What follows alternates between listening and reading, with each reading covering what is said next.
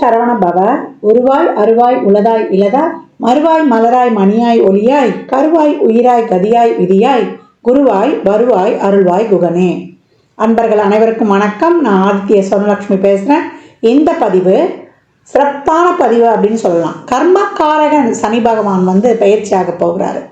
March 29 பயிற்சியாகி அவர் 2.5 வருடங்கள் ஒரு ராசியில் இருப்பார். ஏன்னா அதிக நாள் இருக்கக்கூடியவர் நம்ம சனீஸ்வர பகவான் தான்.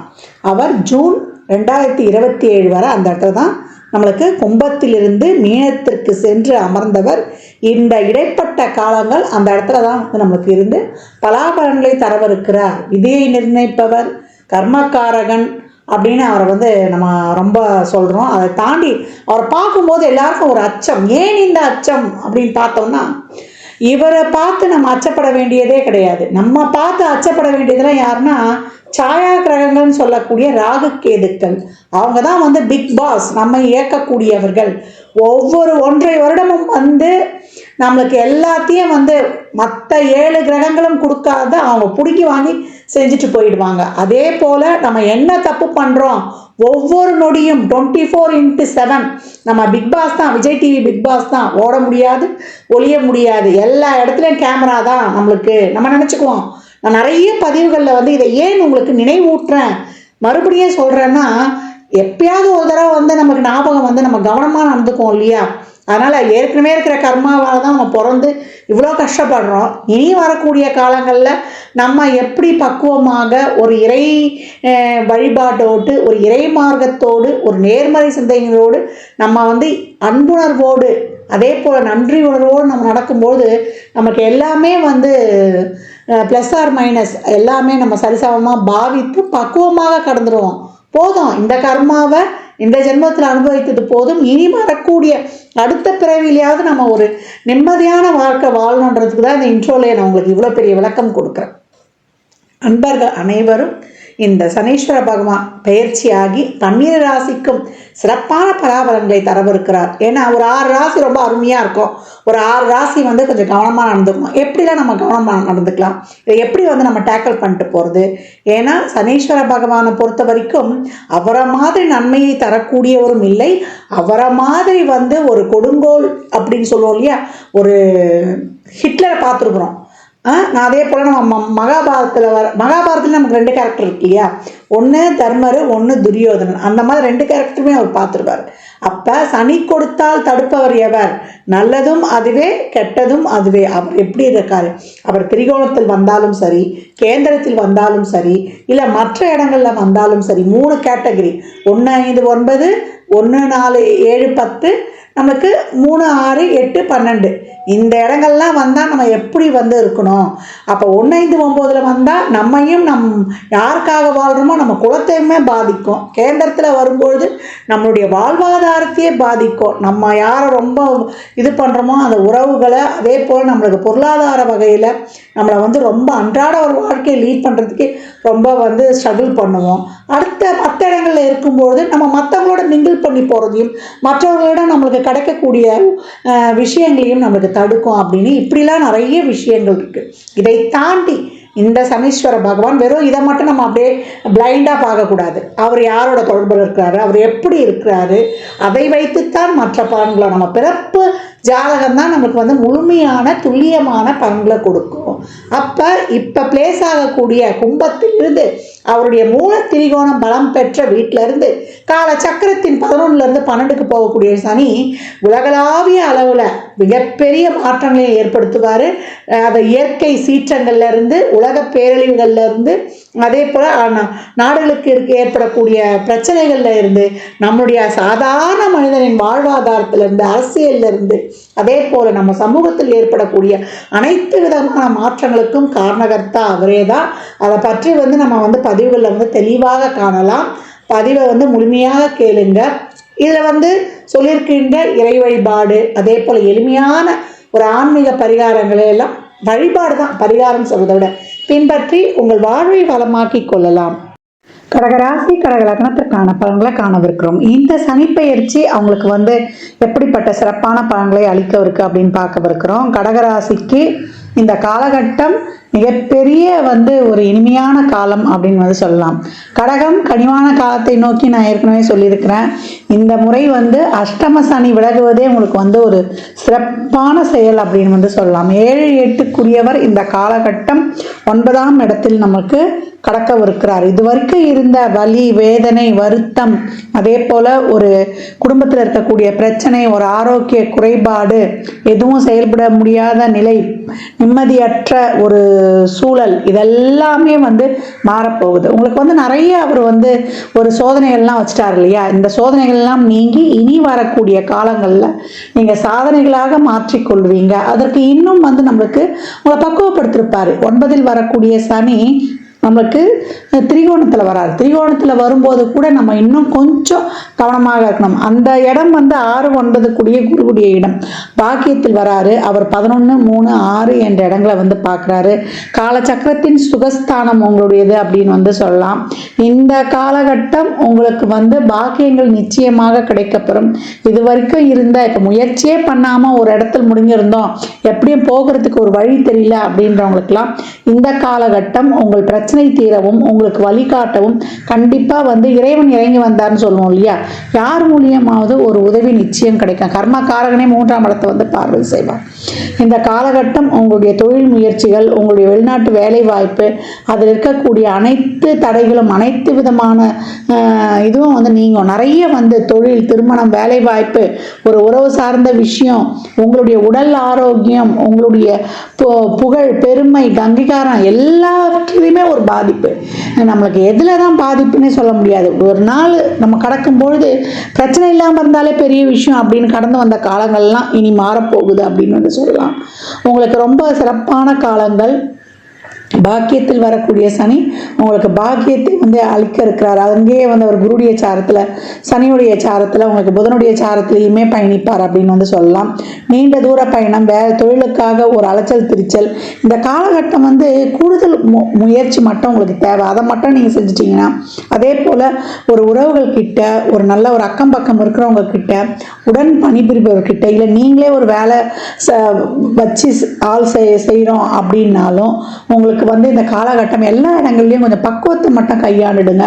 மற்றபடி உங்களுக்கு அனைத்து வகையிலையுமே, அதாவது தடை இருந்தது இல்லையா, செயல்பட முடியாமல் அந்த தடை மட்டும் விலகிடும். இனிமே செயல்படக்கூடிய வழி கிடைச்சிரும். அந்த வழி கிடைச்சாலும் கொஞ்சம் கூடுதல் எஃபர்ட் இந்த காலகட்டம் போட வேண்டியது இருக்கும் அப்படின்னு சொல்லலாம். நோய், கடன், எதிரி, இது வரைக்கும் உங்களுக்கு நிறைய ஏன்னா 6ஆம் இடத்தை சனி பார்க்கும்பொழுது அது ஒரு சிறப்பு 10ஆம் பார்வையாக பார்க்குறாரு, அவருடைய கர்ம பார்வையார். அப்போ அந்த கடன் அடையும், நோய் இருந்தால் நோய்க்கு ஏதாவது ஒரு புதுவித மருத்துவம் கிடைக்கும். அதே போல் எதிரிகள் என்னான்னு கண்டுபிடிச்சிருவீங்க. அவங்க நேர்முக மறைமுக எதிரி யாரெல்லாம் கண்டுபிடிச்சி அவங்க எப்படி பக்குவமாக கலையணும் என்ற ஒரு இதையும் கொடுத்துருவாரு. இந்த காலகட்டம் எவ்வளோக்கு எவ்வளோ உங்களை சோதனைக்கு உள்ளாக்குனவர் அவரே இந்த 8ஆம் இடம் அவதுக்கே அவர் அதிபதி.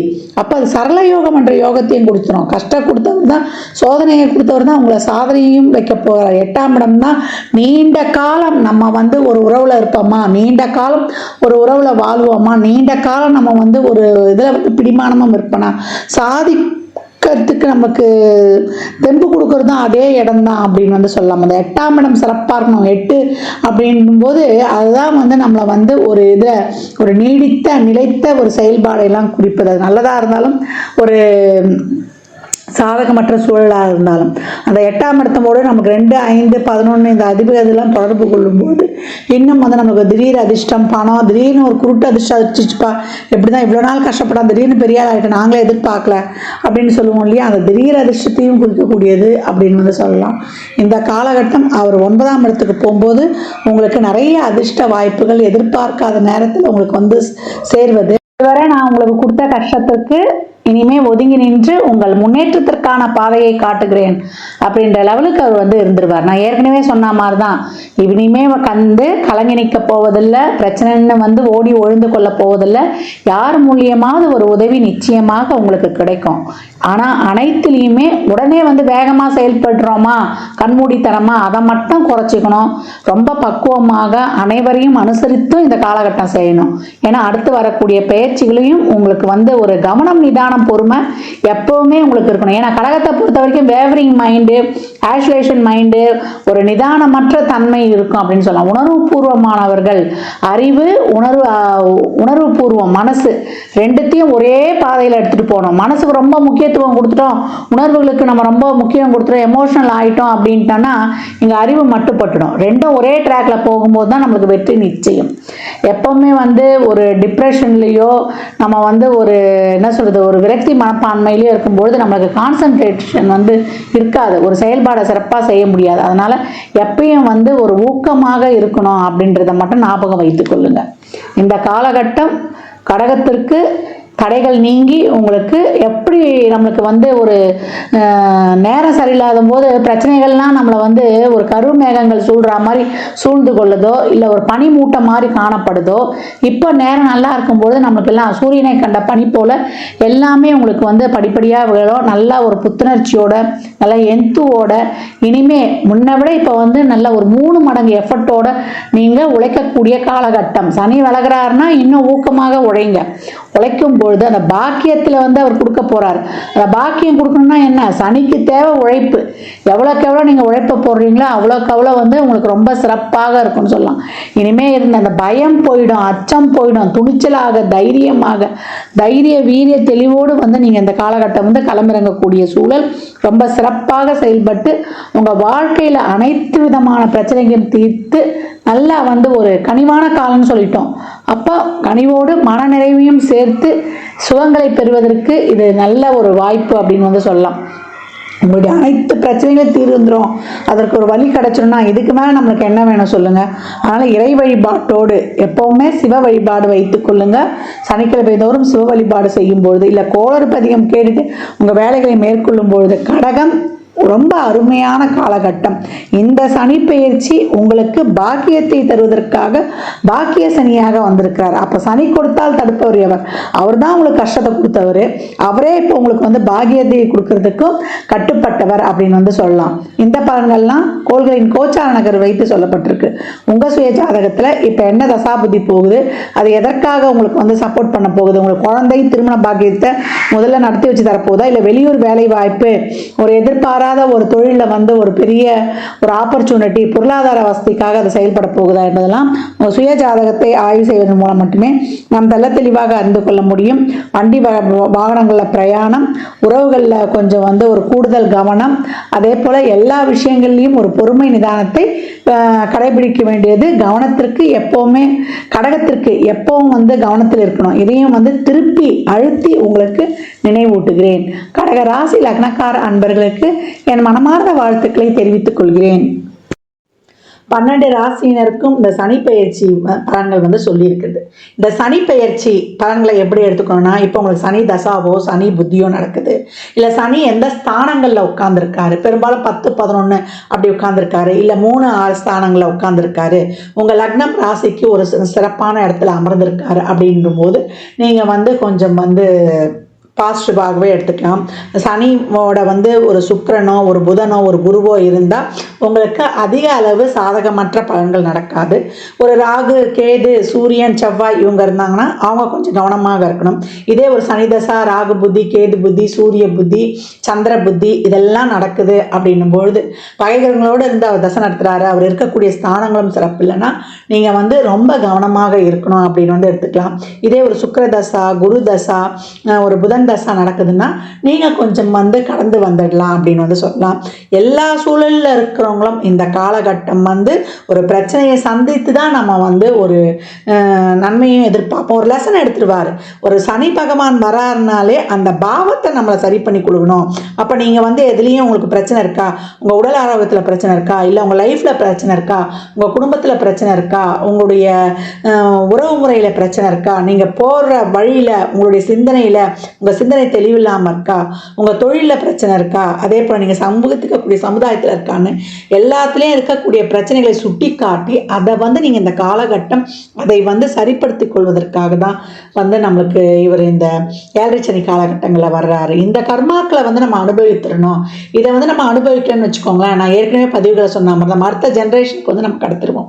இப்போ வரக்கூடிய இந்த 7 சனியில் நம்ம ஏன் கண்டு நடுங்குறோம், நம்ம என்னென்ன தப்பு பண்ணுறோம், ஒவ்வொரு வினாடியும் ஒவ்வொரு நொடியும் இந்த ஜென்மத்தில் பண்ணுறது அடுத்த ஜென்மத்தில் 2 6 10 வந்துடும். நம்ம போன ஜென்மத்தில் செய்தது தான் இந்த காலகட்டத்தில் 4 8 12 ஸ்தானங்களில் இருந்து நம்மளுக்கு வந்து பலன்களை கொடுக்க போகுது. அதனால் 7 சனி வந்துருச்சுன்னு யாரும் கவலைப்படவே வேண்டாம். அந்த மாதிரி சனி புத்தி தசா நடப்பவர்கள் மட்டுமே கொஞ்சம் அதிகப்படியாக கவனமாக இருக்கணுன்றதையும் மேற் சொன்ன பதிவுகளில் இருந்து தெரிந்து கொள்ளுங்க. இந்த காலகட்டம் நிறைய சிவ வழிபாடு பண்ணுங்க. அதே போல் சனீஸ்வர பகவான், புகழ்பெற்ற சனீஸ்வர பகவான்களான திருநள்ளாறு, திருக்கள்ளிக்காடு, குச்சானூருக்கெலாம் சென்று வாங்க. அங்கே அப்போ போனாலும் வெறும் சனீஸ்வர பகவானை மட்டும் வழிபடக்கூடாது, அங்கே இருக்கக்கூடிய சிவனை வழிபடணும். இந்த காலகட்டம் சிவ வழிபாடு தான் ரொம்ப சிறந்தது.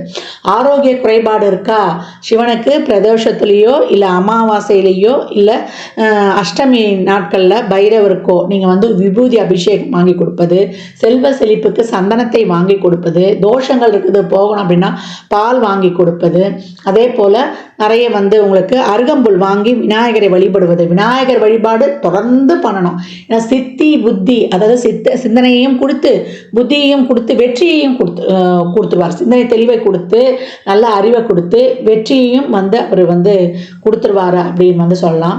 இந்த சனி பயிற்சியில் அடித்தட்டு மக்கள் துப்புரவு பணியாளர்கள், அவங்க தூய்மை பணியாளர்கள், அந்த தூய்மை பணி செய்பவர்களுக்கு உங்களால் இயன்ற அன்னதானங்களை நிறைய செய்யுங்க.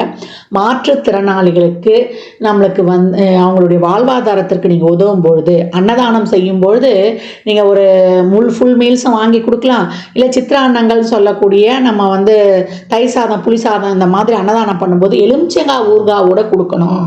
அப்புறம் ஒரு வாட்டர் பாட்டில் தண்ணி மேலே வந்து ஒரு சில்லறை பணம் ஒரு 21 ரூபா 51 ரூபா வைத்து ஒருவருக்காவது முழுமையாக கொடுங்க. ஒரு பெட்ஷீட்டு, செருப்பு, கொடை அப்படின்னு வைத்து கொடுக்கும் பொழுது சனிக்கிழமை சனி ஓரையிலையோ இல்லை நீங்கள் பிறந்த கிழமைகளிலேயோ இல்லை ஒவ்வொரு மாத பிறப்புகள்லையோ நீங்கள் வந்து கொடுத்து கொண்டு வரும்பொழுது இந்த காலகட்டம் மிக சிறப்பான பலன்களை வந்து நீங்கள் கண்கூடாக காணலாம். அதனால் அதே போல் நவகிரகத்தில் இருக்கக்கூடிய சனீஸ்வர பகவானை வந்து இந்த வெறும் நல்லெண்ணெய் தீபம் போட்டால் போதும், அது ஒரு 9 முறை வளம் வந்தால் போதும். இந்த ஆண்டி கிளாக் வைஸாக வளம் வர்றதெல்லாம் தயவு செய்து பண்ணவே பண்ணாதீங்க. இந்த கோச்சாரத்தில் சனி பயிற்சியால் நடக்கக்கூடிய பலன்களை சொல்லியிருக்கிறோம். இன்னும் வந்து துல்லியமான பலன்களில் வந்து இந்த தசாபுத்தி உங்களுக்கு, இந்த சனி பயிற்சி உங்களுக்கு பொருளாதாரத்துக்காக சப்போர்ட் பண்ண போதா இல்லை உறவுகளுக்காக சப்போர்ட் பண்ண போதா என்பதெல்லாம் உங்கள் சுய ஜாதகத்தை அறிந்து கொள்ளும் போது மட்டுமே நாம் தெல்ல தெளிவாக அறிந்து கொள்ள முடியும். அதனால் 7 சனி வந்துருச்சு நம்மளுக்கு வந்து, அதில் வந்து விரைய சனி வந்துருச்சு, பாத சனி வந்துருச்சு, கண்ட சனி வந்துருச்சு, அர்த்தாஷ்டம சனி வந்துருச்சு, அஷ்டம சனி வந்துருச்சு அப்படின்னு பயப்பட வேண்டாம். சனி எந்த இடத்தில் இருந்தாலுமே அவரை சாதகமாக்கி கொள்ள இறைவனை வழிபடும் பொழுது மிக சிறப்பான பலன்களை நம்ம வந்து அனைவருமே பெற்றுக்கொள்ளலாம். பெரிய நெருப்பு யாருன்னு கேட்டிங்கன்னா சிவபெருமான். அவருடைய நெற்றிக்கண்ணிலிருந்து தோன்றிய அந்த நம்முடைய சின்ன நெருப்பான நம்முடைய முருகப்பெருமானையும் வழிபடும் பொழுது மிக சிறப்பான பலன்களை காணலாம். எவ்வளோக்கு எவ்வளோ கோயிலில் வந்து நீங்கள் எலுமிச்சம்பழத்தை, ஒரு குங்குமம், ஒரு மஞ்சள் பேக்கெட்டோட தானமாக கொடுக்குறீங்களோ அதை அவ்வளோக்கு அவ்வளோ உங்களுடைய வாழ்க்கையில் மிகப்பெரிய வெற்றிகளை வந்து காணலாம். எலுமிச்சம்பழத்தை வந்து மாலையெல்லாம் கோத்து போட்டுறாதீங்க. எலுமிச்சம்பழத்தை மாலையெல்லாம் கோத்துட்டா அதுக்கு வந்து இப்போ இந்த பவரே போயிடும். அந்த மாதிரி போட்டு கொண்டு வாங்க. சாமிகிட்ட எலுமிச்சம்பழம் வச்சு உதிரியாக கொடுத்துருங்க. குலதெய்வ கோயிலில் போய் இந்த காலகட்டம் வழிபட்டு வருவது ரொம்ப சிறப்பு. மாதம் போய் வழிபட்டாலும் பரவாயில்ல. 33 எலுமிச்சம்பழத்தை ஒரு சிகப்பு துணியில் நல்லா மஞ்சள் தண்ணியில் கழுவிட்டு ஒரு சிகப்பு துணியில் தொட்டு ஒரு எலுமிச்சம்பழத்தை எடுத்து வைத்து மூட்டை கட்டி உங்களுக்கு என்ன கோரிக்கையோ அவர்கிட்ட கொடுத்துட்டு வந்துடுங்க. ஒரு மஞ்சத்தூள் குங்குமம் பாக்கெட்டோட கொடுத்து கொண்டு வரும்பொழுது உங்கள் வாழ்க்கையில் மிகப்பெரிய வெற்றிகளை காணலாம். தனியாக நீங்கள் ஒரு 3 பழம் வச்சு வாங்கிட்டு வந்து ஒன்று உங்கள் கூடையே வைத்துக்கோங்க, ஒன்று ஜூஸ் போட்டு குடிச்சிருங்க, ஒன்று வந்து பூஜை அறையில் வைத்துக்கொள்ளுங்க. இதை வந்து வாய்ப்பு கிடைக்கும் போதெல்லாம் செய்து கொண்டே வரும்பொழுது அந்த எலுமிச்சம்பழம் பேக்கில் வைக்கிற எலுமிச்சம்பழம் காஞ்ச உடனே நீங்கள் இன்னொரு எலுமிச்சம்பழம் வச்சுக்கலாம். அது அழுகுது, ஒரு கருப்பாகிடுமானா உங்ககிட்ட இருக்கிற அத்தனை கண்டிஷ்டியும் போயிடுச்சுன்ட்டு நீங்கள் வந்து தைரியமாக இருக்கலாம். நேரம் கிடைப்பவர்கள் திருவண்ணாமலை கிரிவலம் செல்வது ரொம்ப சிறப்பு. பௌர்ணமிக்கு தான் போகணும் அந்த கூட்டத்தில்னு கிடையாது. 24x7 365 நாளும் எப்போ நினைக்கிறீங்களோ தாராளமாக கிரிவலம் சென்று வரலாம். அது அமாவாசை, பௌர்ணமி, பிரதோஷம், அஷ்டமி, நவமி, பஞ்சமின்னு எல்லா நாட்கள்லையும் போகலான்னு சொல்லியாச்சு. சித்தர் ஜீவசமாதி வழிபாடு செய்வது, அங்கே போய் அமர்ந்து மெடிடேஷன், யோகா, தியானம், மெடிடேஷன் தியானம் பண்ணுவது. யோகா நம்ம உடம்புக்கும் நல்லா புத்துணர்ச்சியை கொடுத்துரும். தினமும் பண்ணும்பொழுது டே டு டே நம்ம உடம்பை ஆக்டிவாக வச்சுக்கிறது. நான் ஏற்கனவே சொன்ன மாதிரி தான் எக்ஸசைஸு, அதே போல் உணவு பழக்க வழக்கத்தில் இயற்கை உணவுகளை சாப்பிடுவது, நல தமயந்தி படம் பார்ப்பது, ஹரிச்சந்திரா படம் பார்ப்பது, இல்லை அந்த கதைகளை கேட்பது. ஏன்னா 7.5 சனியினால தான் அவங்களுக்கு அந்த கதையே நடந்தது. இதெல்லாம் பார்க்க பார்க்க இதுவுமே வாழ்க்கைக்கு ஒரு டெக்னிக் ஆகிடும். 1, 4, 7, 10 பிறப்பு ஜாதகத்தில் சனி இருக்குமா, இப்போ கோச்சாரத்தில் அப்படி வர்றவங்களுக்கும், ஜென்ம சனியாக இருக்கிறவங்களுக்கு, அர்த்தாஷ்டம சனியாக இருக்கிறவங்களுக்கு, கண்ட சனிகளாக இருக்கிறவங்களுக்கு, 10 சனி வரவர்களாக இருந்தாலும் இந்த கதைகளை படிப்பது. பொதுவாக எப்போவுமே இந்த சரித்திர கதைகளை, சனி தோஷம் இருக்குது, சனி தசா புத்தியோ நடக்குதுன்றவங்க கூட பார்க்கும்போது மிகப்பெரிய ரிலீஃப் கிடைக்கும். அதாவது மன அழுத்தம் நிறைய ஆகிடும், ஒரு பயம் பற்றிக்கொள்ளும். இதெல்லாம் நீங்குவதற்கு தான் இந்த செயல்பாடுகள்லாம். இதில் எல்லா விதமான செயல்பாடும் சொல்லியிருக்கிறேன். யார் யாரால் என்னென்ன முடியுமோ தாராளமாக பின்பற்றுங்க. வாரத்தில் ஒரு நாள் உங்கள் குழந்தை கிழமையில் எழுந்து நீங்கள் பிரம்ம முகூர்த்தத்தில் தீபம் போடுவீங்களோ, இல்லை 6 to 7 அந்த நாளில் வரக்கூடிய ஓரை, இப்போ ஞாயிற்றுக்கிழமைனா 6 to 7 சூரிய ஓரையாக வரும். அதே போல் 1 to 2 சூரிய ஓரையாக வரும். அதே போல் இரவு 8 to 9 அதே சூரிய ஓரையாக வரும். இல்லை அந்த ஓரையில் விளக்கு போடுறதோ, இல்லை 4 to 6 நித்திய பிரதேசத்தில் விளக்கு போடுறதோ, தீபம் ஏற்றி வழிபடும் பொழுதும், அன்னதானங்கள் செய்யும் பொழுதும், இறைவனுடைய திருநாமங்களை கோளறுப்பதிகம் கேட்பது, அதே போல் அனுமன் சாலிசா, அதே போல் பைரவ அஷ்டகம், துர்கா அஷ்டகம், சத்ரு சமார திருசதி, இதெல்லாம் கேட்க கேட்க கேட்க உக்ர தெய்வங்களையும் காவல் தெய்வங்களையும் வழிபட வழிபட உங்களுக்கு அனைத்து விதமான பலன்களும் கிடைக்கப்பெறும் அப்படின்னு சொல்லலாம். பதிவு பெரிய பதிவாக தான் கொடுத்துருக்குறேன். இதை பொறுமையாக பாருங்கள். இதை பார்த்தீங்கன்னா எளிமையான செயல்பாடுகள் இதெல்லாம் நீங்கள் செய்ய செய்ய உங்கள் வாழ்க்கையில் மிகப்பெரிய முன்னேற்றங்களும் மாற்றங்களும் ஏற்றங்களும் எந்த கிரக பயிற்சியிலையும் நீங்கள் பெற்றுக்கொள்ளலாம்.